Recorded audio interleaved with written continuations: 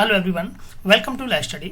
दंड प्रक्रिया संहिता के इस 36वें वीडियो में आज हम धारा 436 से और धारा 450 पर आधारित यूथ कंपटीशन टाइम्स की बुक से एमसीक्यूज को देखेंगे, जो कि जमानत और बंद पत्रों के बारे में उपबंध को लेकर के प्रावधान करते हैं। ये वीडियो सभी न्यायिक सेवा परीक्षाओं के लिए, जिनमें कि एपीओ, एडीपीओ, सिविल जज तथा अन्य ऐसी परीक्षाएं जिनमें कि दंड प्रक्रिया संहिता वाले भाग से प्रश्न पूछे जाते हैं, उन सभी के लिए आप इस वीडियो को फॉलो कर सकते हैं। बहुत जल्दी हम आपके लिए एक वेबसाइट जो कि टेस्ट सीरीज के संबंध में होगी को लॉन्च कर रहे हैं। आपको इस वेबसाइट के माध्यम से विभिन्न परीक्षाओं के लिए टेस्ट सीरीज उपलब्ध कराई जाएंगी। आप इस पूरी बुक का पीडीएफ हमारे टेलीग्राम चैनल ला स्टडी से प्राप्त कर सकते हैं, जहां की ये बुक आपको सीआरपीसी यूथ एमसीक्यूज के नाम से उपलब्ध रहेगी। इसमें लगभग 1000 प्रश्न हैं। सो फ्रेंड्स, आप अगर चैनल को पहली बार विजिट कर रहे हैं तो आप चैनल को सब्सक्राइब कर लें तथा उसके पास बने बेल आइकन बटन को प्रेस कर लें, जिससे कि सभी वीडियोज का नोटिफिकेशन आपको मिल सके। ये इस बुक का चैप्टर क्रमांक 31 है, जो कि जमानत और बंद पत्रों के बारे में उपबंध को लेकर के प्रावधान करता है। धारा 436 से और धारा 450 पर आधारित इसमें कुछ एमसीक्यूज हैं। पहला प्रश्न है कि किसी व्यक्ति को विचारण के अधीन निम्न अधिकतम अवधि तक निरोधित किया जा सकता है। Maximum period for which under trial can be detented. तात्पर्य यह है कि किसी व्यक्ति को, मान लीजिए, किसी अपराध के लिए पकड़ा जाता है तो उसे लगभग कितने समय तक जमानत नहीं दी जा सकती है, ये पूछा गया है कि उसे कितने समय तक निरोध की अवधि में रखा जा सकता है। तो इसमें शर्त यह होती है कि अगर मामला मृत्युदंड से दंडनीय अपराध को लेकर के नहीं है, तो फिर ऐसी स्थिति में उस अपराध के लिए जो कि उसने किया है उसकी अधिकतम अवधि के आधे से अधिक, जो भी उस अपराध के लिए अवधि डिसाइड है, मान लीजिए 10 वर्ष है किसी अपराध के लिए सजा, तो कम से कम 5 वर्ष उसके आधे की अवधि तक उसे निरोध में रखा जा सकता है। तो यहाँ प्रश्न में पूछा गया है कि उसे कितनी अधिकतम अवधि तक निरोध में रखा जा सकता है, डिटेंट किया जा सकता है। तो पहला ये है दिया हुआ कि न्यायालय द्वारा निश्चित किया गया है, ये गलत है। उस अपराध के लिए प्रावधानित दंड की अधिकतम अवधि से अनाधिक। देखिए, ये कि उस अपराध के लिए प्रावधानित, जो उस अपराध के लिए अधिकतम दंड प्रावधानित है, उसकी अधिकतम अवधि से अनाधिक। तो अधिकतम अवधि मान लीजिए 10 वर्ष है, तो 10 वर्ष तक के लिए आप उसको निरोध में रखेंगे, तो फिर इसके ट्रायल का क्या मतलब रहेगा जब व्यक्ति इतने समय तक निरोध में ही बना रहेगा कि उस अपराध के लिए प्रावधानित दंड की अधिकतम अवधि के आधे से अनाधिक, अर्थात वो आधे से अनाधिक अर्थात आधे से अधिक की अवधि तक वो निरोध में नहीं रहेगा। तो सही ऑप्शन यहाँ पर इसका सी है। दंड प्रक्रिया संहिता की धारा 436A के अनुसार यदि कोई व्यक्ति किसी भी विधि के अधीन मृत्युदंड के अतिरिक्त किसी भी अपराध के लिए इन्वेस्टिगेशन, जांच या विचारण की अवधि के दौरान एक ऐसी अवधि के निरोध में रहा है जो कि उस अपराध के लिए अधिकतम अवधि का आधा हो चुका है, उस अपराध के लिए अधिकतम अवधि का आधा हो चुका है, तो वहां पर उसे उस न्यायालय के द्वारा प्रतिभों सहित या रहित उसके व्यक्तिगत बंद पत्र पर छोड़ दिया जाएगा, परंतु लोक अभियोजक को सुनने के पश्चात, अर्थात बिना लोक अभियोजक को सुनने के पश्चात ऐसे व्यक्ति को नहीं छोड़ा जाएगा। यह धारा दंड प्रक्रिया संहिता संशोधन 2006 के द्वारा अंतस्थापित की गई है। 2006 के द्वारा इस धारा को अंतस्थापित किया गया है, धारा 436A को। प्रश्न क्रमांक 2 है कि धारा 436A दंड प्रक्रिया संहिता 1973 ये संबंधित है किससे? तो पहला है अजमानती अपराध के मामले के अंतर्गत है, अग्रिम जमानत के मामले के अंतर्गत है, और विचाराधीन कैदी की निरुद्धि की अवधि। तो ये ऑप्शन सही है आपका कि विचाराधीन कैदी की निरुद्ध की अवधि से संबंधित है ये धारा 436A। धारा 436A, जहां की कोई भी व्यक्ति किसी विधि के अधीन किसी अपराध के लिए, जो कि ऐसा अपराध नहीं है जिसके लिए कि उस अवधि के अधीन मृत्युदंड एक दंड के रूप में निर्दिष्ट किया गया है, अर्थात मृत्युदंड को छोड़ करके इस संहिता के अधीन इन्वेस्टिगेशन, जांच या विचारण की अवधि के दौरान कारावास की उस अधिकतम अवधि के जो कि उस विधि के अधीन उस अपराध के लिए निर्दिष्ट की गई है कि आधे से अधिक की अवधि के लिए निरोध भोग चुका है, तो वहां वह प्रतिभों सहित या रहित व्यक्तिगत बंद पत्र पर छोड़ दिया जाएगा। यह प्रावधान दंड विधि संशोधन अधिनियम 2005 के द्वारा अंतस्थापित किया गया है। जमानती अपराधों के मामले में जमानत को लेकर के धारा 437 प्रावधान करती है और अग्रिम जमानत को लेकर के धारा 438 प्रावधान करती है। 2005 वाला जो ये संशोधन है ये 23 जून 2006 से प्रभावी हुआ था। चलिए अगला प्रश्न देखते हैं।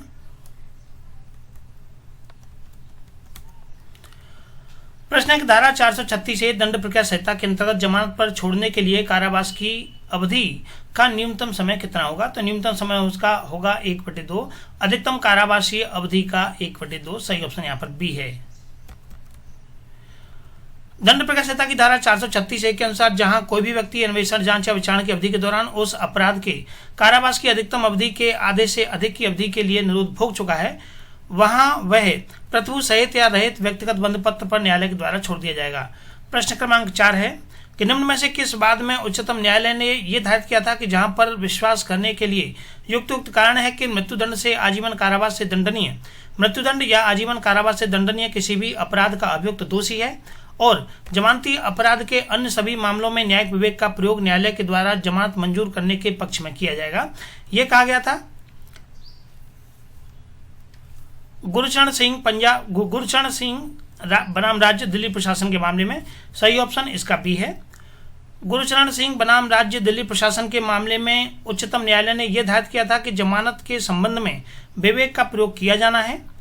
वहां न्यायालय जमानत के पक्ष में ही विवेक प्रयोग करेगा, क्योंकि पूर्व में मोती सिंह बनाम मध्य प्रदेश राज्य के बाद में यह स्थापित हो चुका है कि जमानत एक नियम है और जेल एक अपवाद है।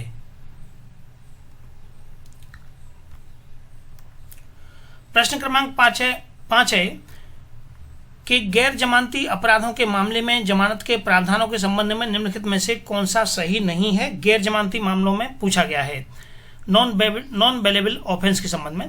पहला है कि यदि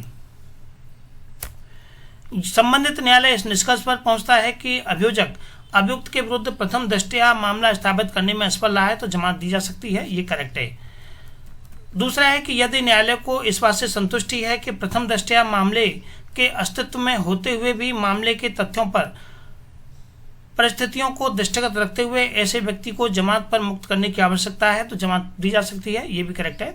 तीसरा है कि जमानत पर नहीं छोड़ा जा सकता जिसकी आवश्यकता इन्वेस्टिगेशन में साक्ष्यों को पहचानने के लिए हो सकती है, ये गलत है। देखिए, जब साक्ष्यों को पहचाने जाने के लिए यदि उस व्यक्ति की आवश्यकता है तो उसे जमानत दी जानी चाहिए, तो ये गलत है यहाँ पर कि जमानत पर नहीं छोड़ा जाएगा जिसकी आवश्यकता अन्वेषण में साक्ष्यों को पहचानने के लिए हो सकती है। चौथा है कि यदि अपराध मृत्यु, आजीवन कारावास अथवा 7 वर्ष या अधिक के कारावास से दंडनीय है तो कोई भी व्यक्ति लोक अभियोजक की सुनवाई के अवसर दिए बिना जमानत पर नहीं छोड़ा जा सकता है, तो ये भी यहाँ पर करेक्ट है। तो गलत यहाँ पर जो आंसर हो जाएगा हमारा वो आपका सी हो जाएगा। धारा 437 के परंतु के अनुसार यह बात कि अभियुक्त की आवश्यकता अन्वेषण में साक्ष्यों के द्वारा पहचाने जाने के लिए ली जा सकती है, जमानत मंजूर करने से इनकार करने के लिए पर्याप्त आधार नहीं होगी यदि वह अन्यथा जमानत पर छोड़ दिए जाने के लिए हकदार है और वह वचन देता है कि वह ऐसे निर्देशों का जो कि न्यायालय के द्वारा दिए जाएंगे अनुपालन करेगा।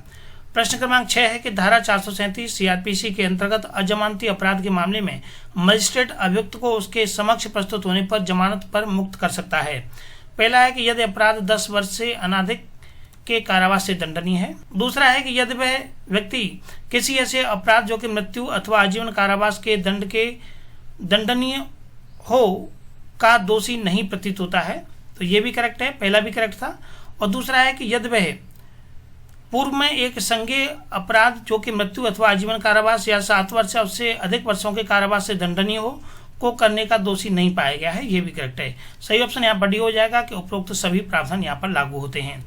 धारा 437 के अंतर्गत निम्नलिखित दशाओं में अजमानती अपराधों के मामले में मजिस्ट्रेट अभियुक्त को जमानत पर मुक्त कर सकता है। पहला है कि यदि ऐसा व्यक्ति मृत्यु या आजीवन कारावास से दंडनीय अपराध का दोषी है। दूसरा है कि यदि ऐसा अपराध कोई भी संज्ञेय अपराध है और ऐसा व्यक्ति मृत्यु, आजीवन कारावास या 7 वर्ष या उससे अधिक के कारावास से दंडनीय किसी भी अपराध के लिए पहले दोष सिद्ध किया गया है, या वह 3 वर्ष या उससे अधिक के लिए किंतु 7 वर्ष से अधिक की अवधि के कारावास से दंडनीय किसी भी संज्ञेय अपराध के लिए 2 या अधिक अवसरों पर पहले दोष सिद्ध किया गया है, तो वह इस प्रकार से नहीं छोड़ा जाएगा। प्रश्न क्रमांक 7 है कि जमानत एक नियम है, जेल एक अपवाद है। यह विधि का सिद्धांत सर्वोच्च न्यायालय के द्वारा किस मामले में प्रतिपादित किया गया था? यह किया गया था मोतीराम बनाम मध्य प्रदेश राज्य के मामले में। मोतीराम बनाम मध्य प्रदेश राज्य 1978 सुप्रीम कोर्ट के बाद में न्यायमूर्ति कृष्णा अय्यर ने यह धारित किया था कि जमानत एक सामान्य नियम है जबकि जेल एक अपवाद है। जोगेंद्र सिंह बनाम उत्तर प्रदेश राज्य 1994 ACC का वाद विधि विरुद्ध गिरफ्तारी से संबंधित है। तथा प्रीतम सिंह बनाम पंजाब राज्य 1915 सुप्रीम कोर्ट का बाद ये विशेष अनुमति याचिका से संबंधित है। तथा पुलिस पार्टी द्वारा रात्रि में महिला की गिरफ्तारी कर न्यायालय के पूर्व निर्णयों को दिए गए मार्गदर्शनों कई अवमानना का किया जाना था। इस मामले में जो प्रीतम सिंह बनाम पंजाब राज्य का मामला है ये इससे संबंधित था। प्रश्न क्रमांक 8 है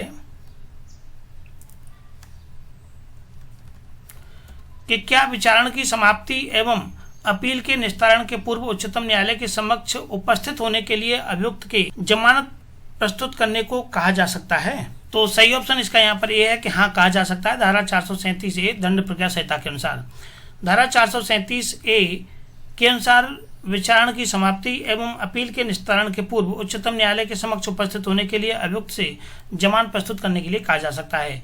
प्रश्न क्रमांक 9 है कि दंड प्रक्रिया संहिता की धारा 438 के अंतर्गत अग्रिम जमानत देने का अधिकार किस न्यायालय को होता है? उच्च न्यायालय को, सेशन न्यायालय को, सेशन न्यायालय हाई कोर्ट को तथा जुडिशियल मजिस्ट्रेट प्रथम श्रेणी को। तो अग्रिम जमानत देने का अधिकार ये सेशन न्यायालय को या हाई कोर्ट को होता है। सही ऑप्शन यहाँ पर इसका सी है। धारा 438 के अनुसार जब किसी व्यक्ति को यह विश्वास करने का कारण है कि उसे किसी अजमानती अपराध के किए जाने के अभियोग में गिरफ्तार किया जा सकता है, तो वह इस धारा के अधीन निर्देश के लिए उच्च न्यायालय, सेशन न्यायालय को आवेदन कर सकता है और यदि वह न्यायालय ठीक समझे तो वह निर्देश दे सकता है कि ऐसी गिरफ्तारी की स्थिति में उसको जमानत पर छोड़ दिया जाए। प्रश्न क्रमांक 10 है कि दंड प्रक्रिया संहिता की किस धारा के अधीन किसी भी व्यक्ति को जिसे कि अपनी गिरफ्तारी की आशंका है अग्रिम जमानत मंजूर की जा सकती है? तो इसके लिए संबंध में प्रावधान है धारा 438 में। सही ऑप्शन यहाँ पर इसका ए है। धारा 438 में अग्रिम जमानत से संबंधित प्रावधान दिए गए हैं। किसी भी अजमानती अपराध के लिए गिरफ्तार किए जाने की आशंका करने वाले व्यक्ति किसी भी व्यक्ति को गिरफ्तारी से बचने के लिए न्यायालय से अग्रिम जमानत या एंटीसिपेटरी बेल लेने का उपबंध है। अग्रिम जमानत मंजूर करने का अधिकार उच्च न्यायालय को या सेशन न्यायालय को होता है। इस पर प्रश्न काफी पूछे जाते हैं कि अग्रिम जमानत कौन स्वीकार कर सकता है? तो सेशन न्यायालय कर सकता है या हाई कोर्ट कर सकता है। प्रश्न क्रमांक 11 है कि दंड प्रक्रिया संहिता की धारा 438 के अधीन अग्रिम जमानत मंजूर करने की शक्ति निम्न में से किसे प्राप्त है? तो अग्रिम जमानत मंजूर करने की शक्ति ये सत्र न्यायालय को तथा हाई कोर्ट दोनों को प्राप्त होती है। सही ऑप्शन यहाँ पर इसका यहाँ पर बी दिया हुआ है, क्योंकि इन ऑप्शन के अनुसार यहाँ मजिस्ट्रेट के न्यायालय तथा केवल सत्र न्यायालय ये दो दिए हुए हैं। तो सही ऑप्शन यहाँ पर इसका बी हो जाएगा। 438 के अनुसार जब किसी व्यक्ति को ये विश्वास करने का कारण है कि उसे किसी अजमानती अपराध के किए जाने के अभियोग में गिरफ्तार किया जा सकता है, तो वह इस धारा में दिए गए निर्देशों के अधीन उच्च न्यायालय में या सेशन न्यायालय में इसके संबंध में आवेदन कर सकता है। प्रश्न क्रमांक 12 है कि निम्नलिखित वादों में से कौन सा वाद अग्रिम जमानत के सिद्धांतों से संबंधित है? तो अग्रिम जमानत के सिद्धांतों से संबंधित है गुरबख्श सिंह सिविया बनाम पंजाब राज्य का मामला। सही ऑप्शन यहाँ पर बी है। गुरबख्श सिंह सिविया बनाम पंजाब राज्य 1981 सुप्रीम कोर्ट का बाद अग्रिम जमानत के सिद्धांतों से संबंधित है तथा इस मामले में न्यायालय ने यह कहा था कि जो व्यक्ति अग्रिम जमानत के लिए आवेदन करता है उसके पास यह विश्वास करने का युक्तियुक्त कारण होना चाहिए कि उसे अजमानती अपराध के लिए गिरफ्तार किया जा सकता है। अर्थात उसके पास ये कॉज होना चाहिए कि उसे किसी अजमानती अपराध के लिए गिरफ्तार किया जा सकता है। प्रश्न क्रमांक 13 है कि निम्न में से कौन सा वाद अग्रिम जमानत से संबंधित है? अग्रिम जमानत से संबंधित है यहाँ पर वाद जोगिंदर उर्फ जिंदी बनाम हरियाणा राज्य का मामला।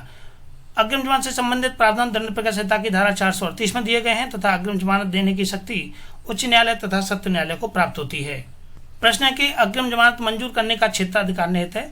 अग्रिम जमानत मंजूर करने का क्षेत्राधिकार ये उच्च न्यायालय को तथा सेशन न्यायालय को होता है। तो सही ऑप्शन यहाँ पर बी और सी दोनों हो जाएंगे, अर्थात सही ऑप्शन यहाँ पर हो जाएगा डी। 438 के अनुसार किसी भी व्यक्ति को यह विश्वास करने का कारण होता है कि उसे किसी अजमानती अपराध के किए जाने के अभियोग में गिरफ्तार किया जा सकता है, तो ऐसा व्यक्ति उच्च न्यायालय के सामने या सेशन न्यायालय के समक्ष अग्रिम जमानत के लिए आवेदन कर सकता है।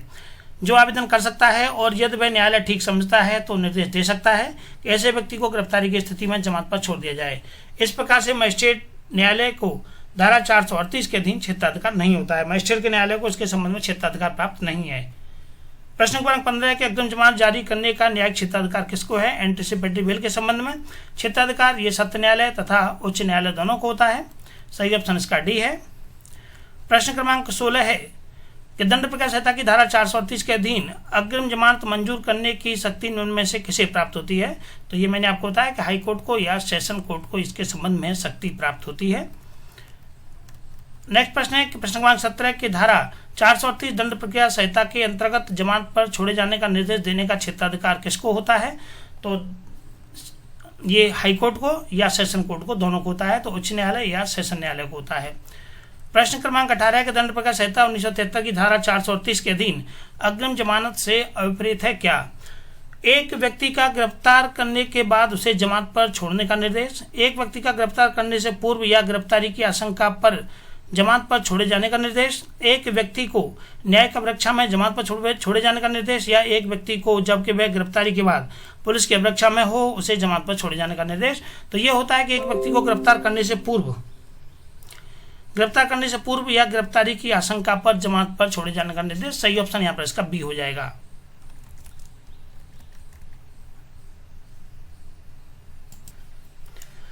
धारा 438 इसके संबंध में प्रावधान करती है।